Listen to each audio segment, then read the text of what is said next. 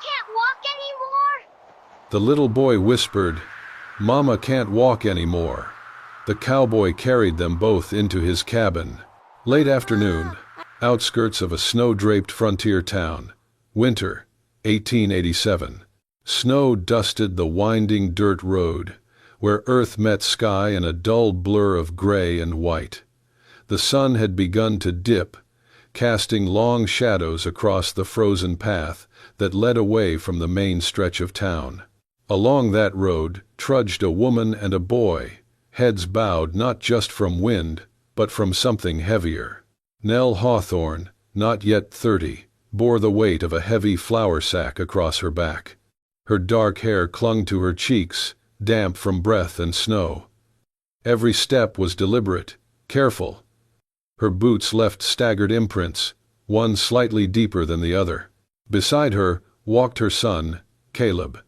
He was 5, maybe a little older, the kind of child who had learned early that silence was safer. His mittens were worn, and his coat too thin. He kept close, glancing up at her every few steps, eyes wide beneath the brim of his knit cap. He reached up once to touch the flour strap slipping from her shoulder. She shook her head gently, as if to say, "Let Mama carry this, I'm fine." But she was not. Nell's left foot had begun to betray her. It slipped slightly each time it hit the snow-packed road. She bit her lip, said nothing. Her breath was shallow and too quick. Her hands gripped the sack tighter, not to lift it better, but to hide the tremble. Caleb watched everything. He said nothing, but his steps edged closer. Then, finally, he stopped. "Mama, does your leg hurt?" Nell forced a smile, faint and brittle. "No, love. Just tired is all." He frowned. Then, without asking, he knelt on the snowy road and began pressing his small hands against her ankle. Clumsy, but careful. "Let me rub it," he whispered, "so it stops hurting." Nell placed a hand on his shoulder, her expression cracking. She closed her eyes. He knew. There was no more hiding it. They continued, slower now. A narrow cabin appeared ahead, framed by a broken fence and bare trees. Smoke curled from the chimney. Only a few more yards. Then her body gave out. She bent to ease the sack to the ground, but her left knee buckled without warning. She dropped silently, no cry, no moan. The flour bag tipped, splitting slightly at the seam. A soft plume of white spilled across the snow, indistinguishable from the ice around it. Nell tried to rise.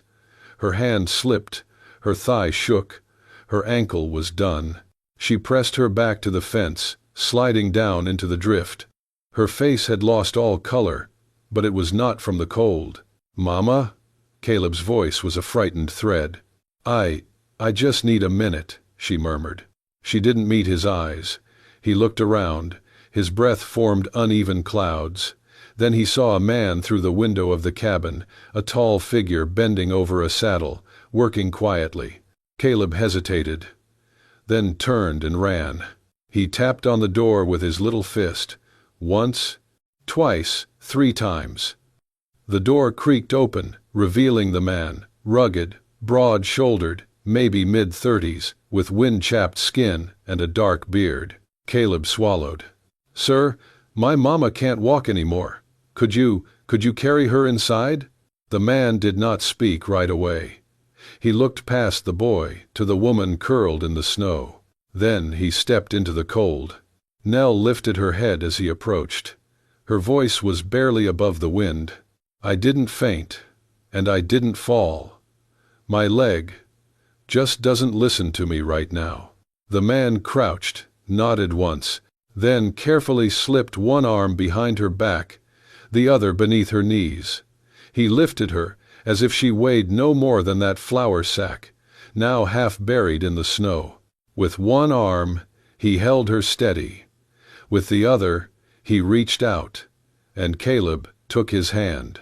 He said nothing, and together, the 3 of them crossed the threshold into warmth. Evening settles in. The cabin breathes with firelight.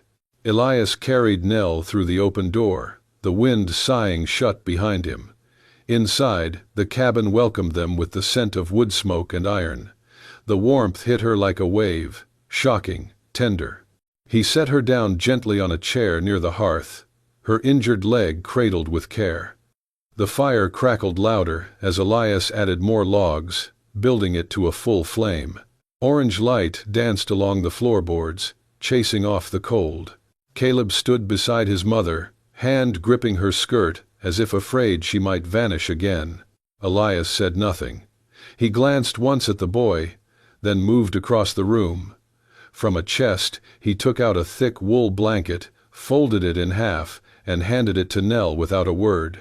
Then, a battered tin mug of warm water, and another for Caleb. Nell's lips parted, perhaps to thank him, but the quiet in the room asked her to hold it. She accepted the blanket, wrapping it over Caleb's shoulders, then herself. The cabin was small and simple, pine walls, low ceiling, rough planked floor, but it was clean.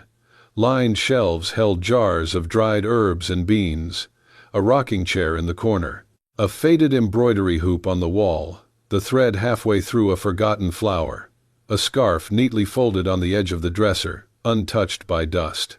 It had once belonged to a woman, that was clear. Elias returned with a small basin and a kettle of steaming water. He glanced at Nell's feet. "You can't get the boot off?" he asked, voice like low gravel. She hesitated. "It's swollen." He nodded once. No judgment, no more questions. He knelt before her, resting the basin near her feet. Caleb moved as if to help, but Elias placed a steady hand on the boy's shoulder. "You stay warm. I got this." Caleb obeyed, sliding to the sheepskin rug by the fire, tucking the blanket tighter around himself. Elias loosened the laces of her boot, his hands large but gentle. When she flinched, he slowed. His touch was deliberate, like someone used to working with things that could break. Nell watched him, watched how he didn't rush, watched how he filled the silence, not with words, but with presence. The boot came off with a soft tug. Her ankle was already swelling, red blooming through the skin. Elias did not comment. He dipped a cloth into the warm water, wrung it out, and placed it lightly against the bruised area. Nell winced. Elias looked up at her, holding her gaze for a long beat. "Just bruised, maybe a sprain," he said quietly. "You'll be all right." "Thank you," she said. He didn't reply. He stood, washed his hands, and turned back toward the fireplace.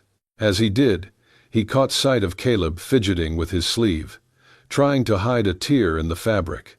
Elias reached for a small tin box from a nearby shelf. Inside were a needle, some black thread, and a pair of old buttons. He knelt beside the boy and motioned for his arm. Caleb hesitated, then offered the sleeve. Elias threaded the needle, clumsy at first, but determined. His thick fingers moved awkwardly, but he worked with care, pulling each stitch tight and slow. Caleb watched in silence. Then, softly, the boy whispered, "No one's fixed my clothes since Papa." Elias's hand paused in mid-stitch, his brows pulled together slightly. He did not speak. Instead, he tied off the thread, snipped it short, and laid the boy's arm gently back across his lap. Then, he reached up and ran his hand once, firmly, warmly, across Caleb's head, tousling his hair. A single gesture, nothing more. But Caleb leaned into it. And Nell, watching, said nothing, but her eyes stung for the first time that day. Morning arrived softly, like a secret kept between mountains. Nell woke to the warmth of a still-burning fire and the faint scent of pine smoke curling through the air. Caleb lay curled beside her, his small hand resting against her arm. A second blanket, one they had not brought, was tucked gently over both of them. Someone had thought of them in the night. She blinked against the soft light spilling in through the window. Outside, the snow had settled smooth over the ground, untouched. A silence not empty, but whole. Across the room, Elias sat by the window. He was sharpening a knife, slowly, rhythmically, as the light touched the angles of his face, etched with lines not from age, but from years lived too hard and too honestly. The rasp of steel on stone was the only sound for a long time. Nell's voice broke the stillness, low and clear. "I didn't mean to make it your burden." Elias did not turn from the window. "You didn't." Just that. No bitterness, no charity, as if it were a truth as natural as sunrise. She adjusted the blanket around Caleb and sat up straighter, wincing as her leg protested. "I didn't always make poor choices," she said after a pause. "But poor choices, they have a way of piling up when there's no one left to stop you." Still, Elias said nothing. She began to speak, not in a rush, but in slow, deliberate pieces, like laying down stones after carrying them too long. "My husband died in a mine shaft collapse. Nobody came for him for 2 days. By the time they dug through, he was gone. He wasn't the only one, but he was mine." Elias's hand stilled on the whetstone. "The owner blamed faulty maps. The sheriff blamed God." She took a shaky breath. "They took our house 3 weeks later, said we were squatting. I showed the deed.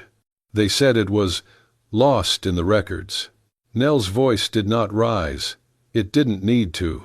"After that, the people I thought were friends stopped looking me in the eye. Caleb got sick that winter. No doctor would come. I started walking because there was nothing else to do." Elias finally looked over. His eyes met hers, steady. "And now you're here," he said simply. Nell nodded. "Yes, now I'm here." Silence returned. But it was different now. Not distance, recognition. Her gaze wandered across the room, tracing the lines of the small cabin. It was spare, but not unlived in. And in the far corner, beneath a slanted shelf of books, sat a small wooden box. She tilted her head. There, tucked carefully beside it, was a carved horse no longer than her palm, a cloth rabbit, missing an eye but still upright, and a pair of tiny boots, scuffed but kept clean. "You had children?" she asked quietly. Elias's gaze drifted toward the corner. "One," he said. "A boy." She waited for more. None came. But the way he said it, low and final, told her everything. She didn't ask how or when. Some griefs don't need names to be real. Then, Caleb's small footsteps broke the silence. He shuffled into the room, rubbing his eyes with one hand. In the other, he held a scrap of paper, smudged with charcoal. "I found this in that box," he said, holding it up. It was a child's drawing. Rough lines, stick figures, a house with smoke curling from the roof. But the face drawn on the man, there was something tender there, something remembered. "Is this your son?" Caleb asked, offering it to Elias. Elias took the paper slowly, his fingers brushing the boy's. He looked at it for a long time, then nodded once. "Yes," he said, "that's him." Caleb nodded too, like it was something sacred. Nell watched Elias's face. There was no bitterness, no fury, just a quiet ache, worn smooth by time, and the deep stillness of someone who had learned to carry loss like a second skin. She lowered her eyes, not out of shame, but out of respect. And for the first time since the snow began to fall, she felt she had found somewhere she could breathe. The wind had softened, but the cold still clung to the windows like frost-bitten breath. Nell woke with a sharp jolt. Pain clawed its way up her leg, fierce and immediate, radiating from her ankle like fire trapped beneath skin. She swallowed hard, trying not to wake Caleb, who slept soundly beside her. Slowly, she shifted her weight, biting her lip. But even the slightest movement sent a shock of agony through her calf. She froze, breathing through her nose, eyes clenched tight. "Mama," Caleb whispered, stirring beside her. "Your leg's purple." She looked down. The swelling had grown overnight, dark and angry under the pale light of morning. Just then, the back door creaked open. Elias stepped inside, snow dusting his shoulders. He carried a bundle of firewood under one arm and a bunch of dried herbs in the other. He paused as he saw her, read the tightness in her face, the way her hands gripped the blanket. Without a word, he set the firewood down and crossed the room. "Let me see," he said quietly. Nell hesitated, pride flaring like a last defense. But when she met his eyes, steady, quiet, free of judgment, she exhaled. She nodded. Elias knelt beside her, gently lifting the blanket. With careful fingers, he rolled the hem of her dress to just above the knee. His hands were calloused but warm, movements precise, controlled.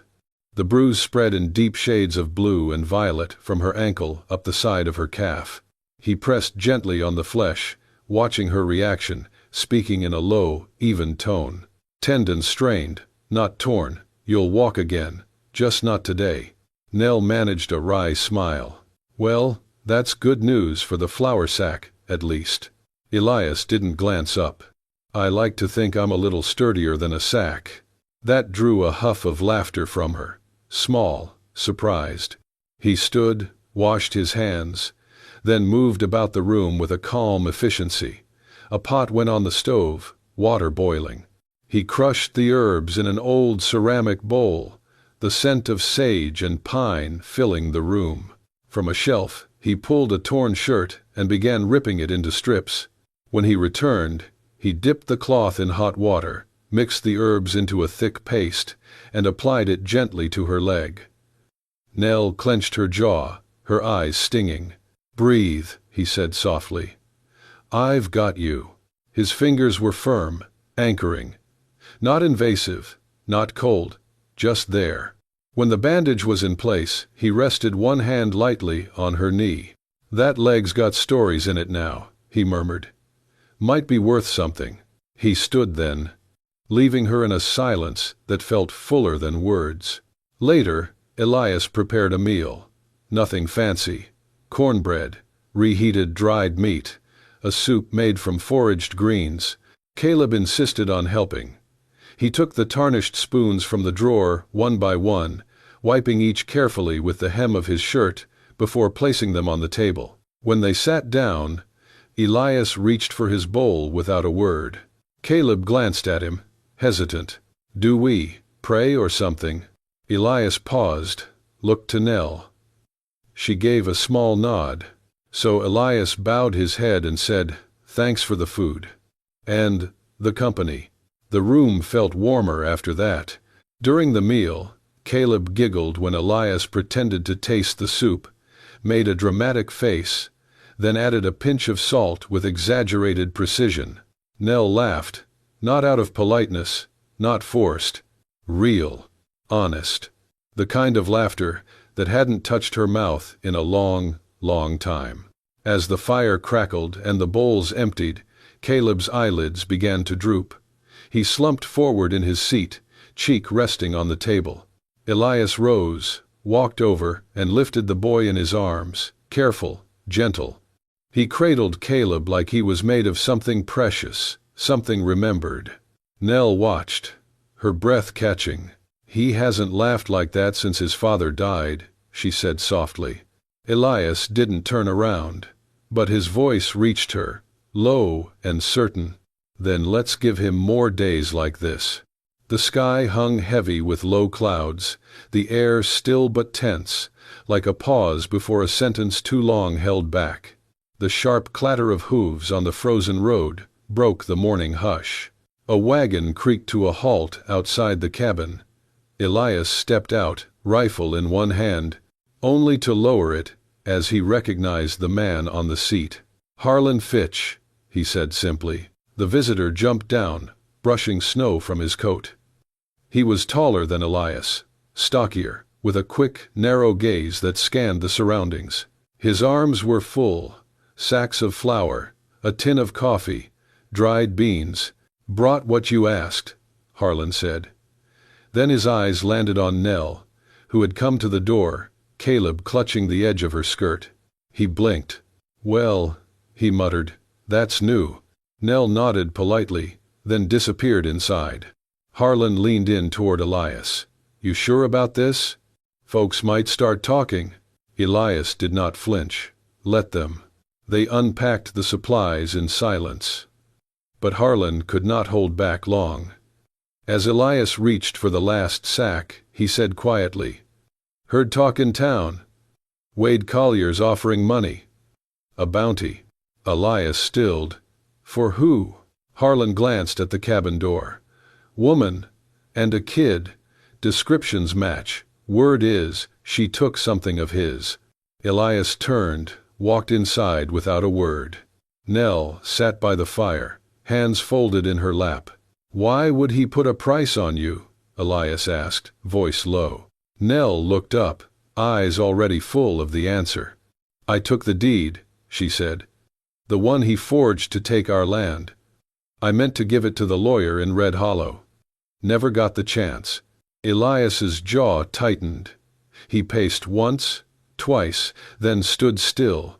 "You should have told me. I did not mean to bring danger to your door," she said softly. "You didn't," he replied. "But it's here now." The silence that followed was not cold. It was the quiet of two people facing the truth, together, but not yet touching. Night came early.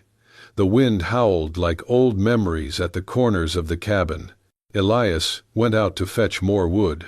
Nell, exhausted, dozed beside the fire, one hand draped across her lap, the other half curled near Caleb's empty blanket. The boy sat across the room, bundled in his own little cocoon of silence and wool, knees hugged to his chest. He had heard things. Things children always hear when adults think they whisper low enough. Elias returned with arms full of logs. He looked toward the fire, expecting Caleb to be curled against his mother. He was not. The boy was in the far corner, small and hunched, eyes glassy. Elias set the wood down quietly and walked over. He knelt beside him. "What are you doing over here, Bud?" Caleb did not lift his head. His voice came out small and thick. "I heard you. You don't want us here, do you?" The breath caught in Elias's throat. He reached out slowly, resting a warm, calloused hand on the boy's narrow shoulder. "No, son," he said. "I was just scared I couldn't protect you. But I will, I promise."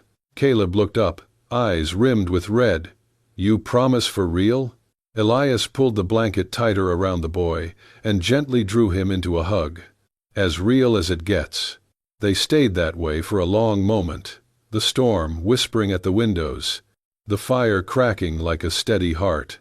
From her chair, Nell opened her eyes, saw the two of them, and closed them again, not from weariness, but relief. Outside, the snow continued to fall, but inside, something warmer held its ground. The snow did not fall that morning, but the sky was leaden with threat. Silence held the land tighter than frost.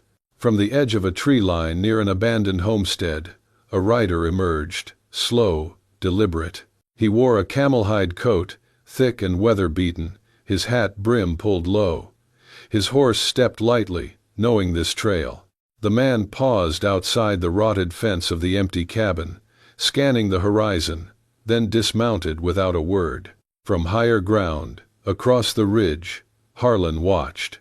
He narrowed his eyes, then turned his horse and galloped downhill, boots thudding against stirrups.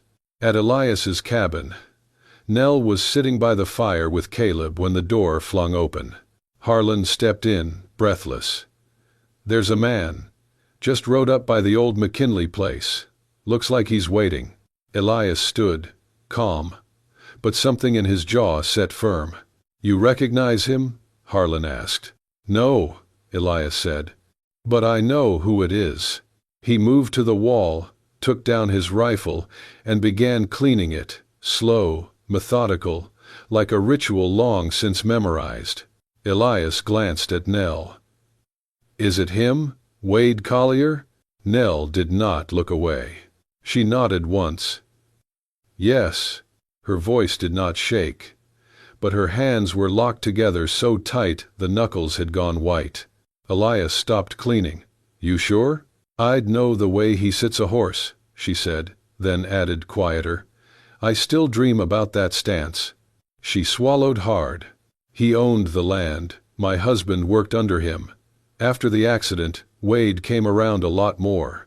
Always with offers. When I said no, he stopped smiling. Nell looked up. The day we lost the farm, I told him I was going to the courts.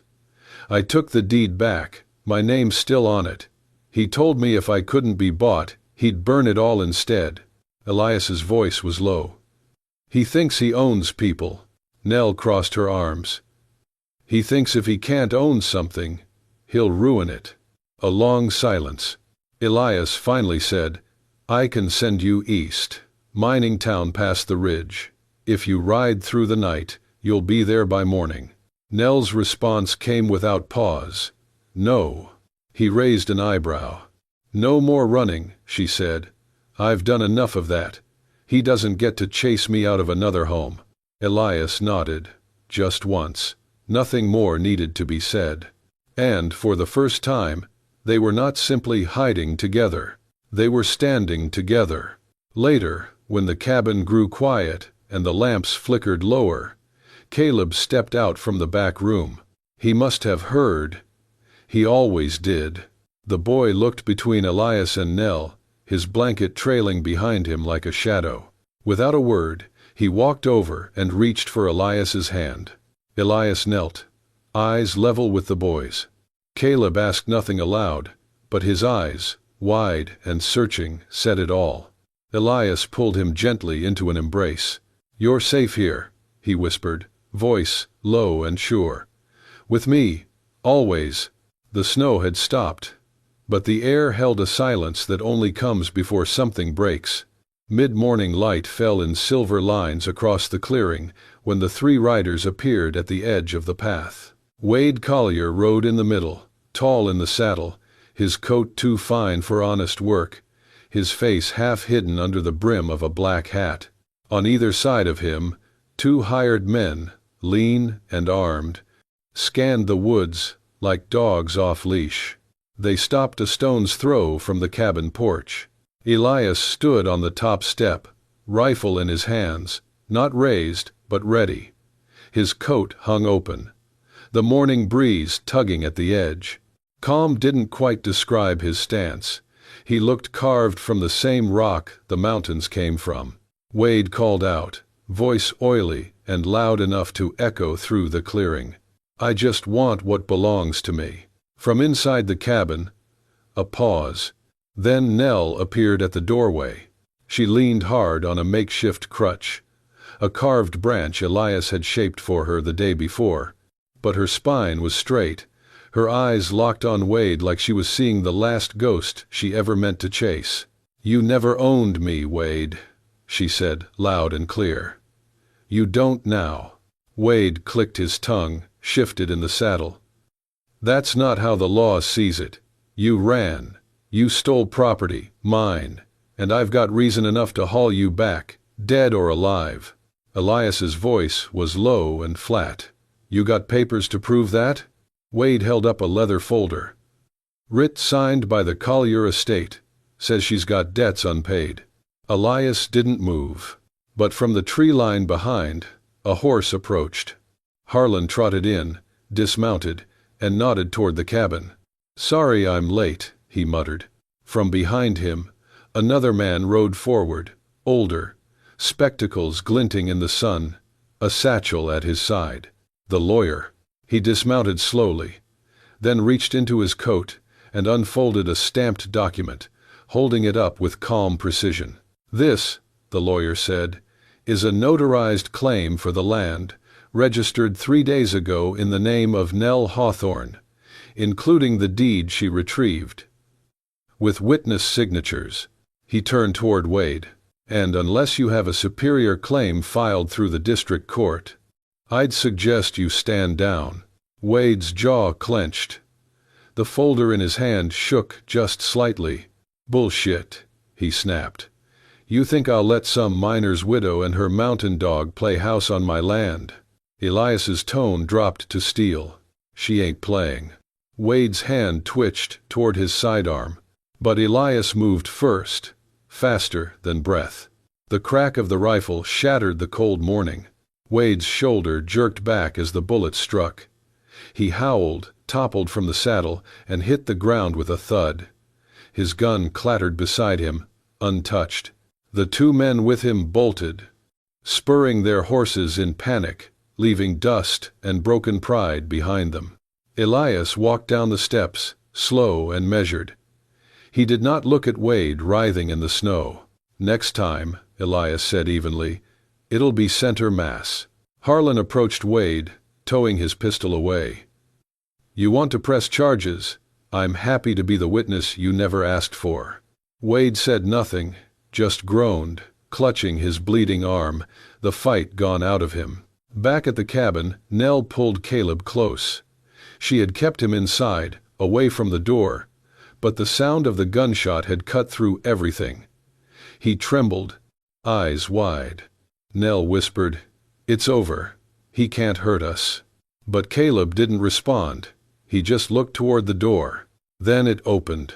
Elias stepped in, rifle slung behind his shoulder now, calm returned to his face. He knelt down, held out a hand, steady and sure.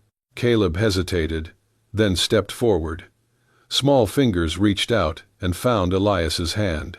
He gripped it, tight. "Pa?" the boy whispered. Elias blinked, but he didn't hesitate. He closed his hand around Caleb's and said softly, "Yeah, I'm here." The sun crested gently over the ridge, casting golden light on the thawing world. Snow melted in steady drops from the cabin's eaves, pattering softly onto the packed earth below. It was the first quiet morning in what felt like years. Nell sat on the front step, wrapped in a wool shawl, her injured leg bandaged neatly with clean white cloth. The pain had dulled, and with it, the fear that had long nestled in her chest seemed to loosen its grip. Her eyes followed the figures moving down by the corral. Laughter echoed across the clearing. Caleb was perched atop a small pony, Harlan walking beside him, steadying the reins. The boy's laughter rang clear and bright, dancing through the frosty air like a promise.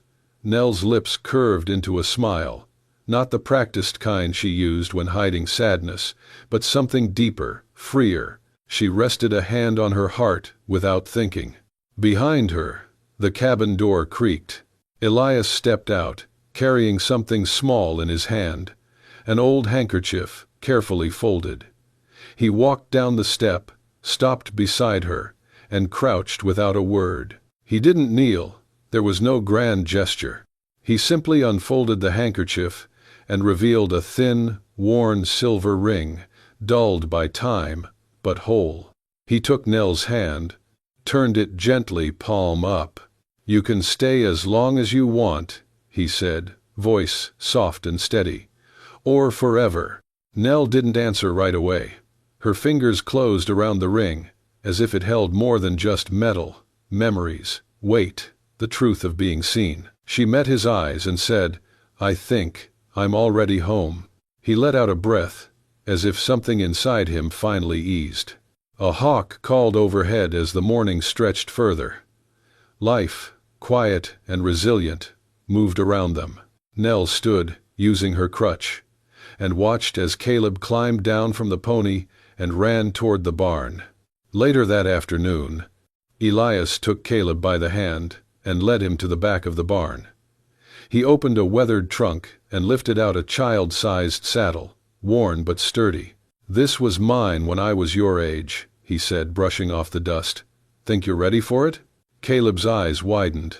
"Really?" Elias nodded. "We got a lot of work to do, partner." Caleb took the saddle with reverence, like it was a treasure. The sun dipped lower, casting warm amber across the valley. Nell leaned against the doorframe, watching them, her son, and the man who had once lived with ghosts but had opened the door for them both. As twilight fell, the three of them stood together on the cabin's porch. Elias's arm rested gently behind Nell's back. Caleb held the saddle in one hand and clutched Elias's shirt with the other. They looked out at the land, wild, open, and uncertain, but now it held the shape of something different. Not just survival, not just shelter, but belonging. And that, Nell thought, was enough. For now. For always. And so, under the vast western sky, a woman who had lost everything found something greater than a home. She found a reason to stay. A boy found laughter again. And a man who thought he was done with the world learned that some hearts were still worth opening. If this story stirred something in you, hope, warmth, or just the need to believe in second chances, then go ahead and hit that hype button. It means more than you think. And if you want more tales of love, grit, and quiet courage out on the frontier, subscribe to Wild West Love Stories. We've got more coming. Stories to make you believe again. Until next time, partner, keep the fire burning.